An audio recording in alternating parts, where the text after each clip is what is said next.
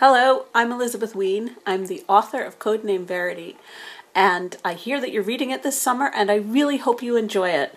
I wanted to show you some of the Codename Verity loot that I have in my study that kind of gets me excited about this book and the writing of this book. So I'm standing here in my study, that's what you see behind me, and I'm just going to show you my box of Codename Verity stuff. All right, this is the box. It's got in it quite an assortment of things. This is a little, believe it or not, it's supposed to be a wireless set. It's not really, but it is what my kids actually made as a show and tell object. It's showing you the kind of case that you can imagine one of these spy characters would be carrying with them into occupied France. The actual case would be a lot bigger than that. One of my children made that for a school project. Underneath it is actually the manuscript. Well, there's a copy of the book. That's the one that I take places with me. This is the British publisher's version, and it's one of the things that I take with me when I'm doing school visits. In here we have various bits and pieces that I've used for the research of Codename Verity, and including, this has nothing to do with research, a folder that has a whole bunch of art by fans of mine in it. So here's a scene, an illustrated scene from the book, drawn by a friend of mine from online. And then I have a lot of letters from people. Here's some more fan art that people have sent me over the years. So that's something I really love, because I love when people are so excited about my book that they want to get creative in their own way.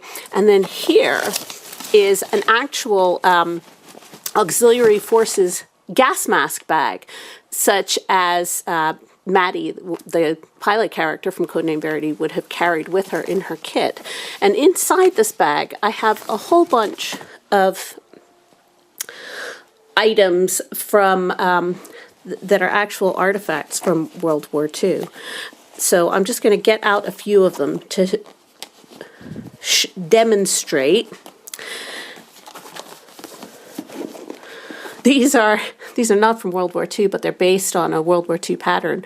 These are the mittens that are mentioned in the book that Maddie knits. This is an actual Air Transport Auxiliary ferry pilot's notebook.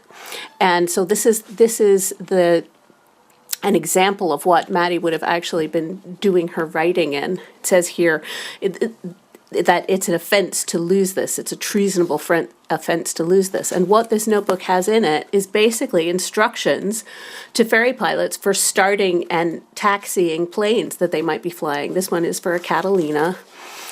This one is for a Fortress, and on every single one of these sheets is instructions for starting and flying a different aircraft. You would have carried that in your kit if you were a ferry pilot. And here we have a book that is Personal Protection Against Gas, tells you how to put your gas mask on. And here we have a map that would have been used by the Royal Air Force. You can see that there, Royal Air Force edition, for flying around England. This is a early 1930s Royal Air Force map. And obviously the war takes place in the 1940s, but it may well have been that people were using maps earlier than that. And then here is another map, and this is one of my favorite items. This is an escape map.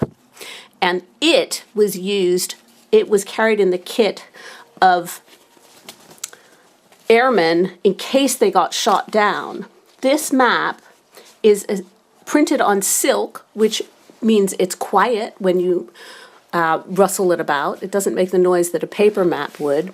And what's really interesting about this map is that Britain, which should be up here, is cut off.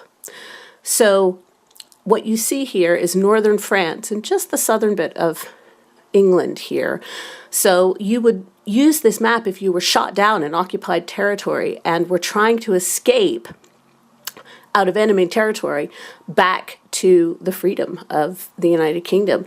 This bit is all blocked out in case this map falls into enemy hands. And when that would happen, they wouldn't be able to use this to find British cities to bomb. So that just gives you an idea of some of the stuff that I found very exciting at the time that I was writing Codename Verity. And I hope that this has kind of given you a bit of an overview. Behind me, you can again see the rest of my study of how I work, where I work, and why some of these items get me excited about writing about the past. I hope that I've managed to bring it to life for you, and I hope you enjoy the book.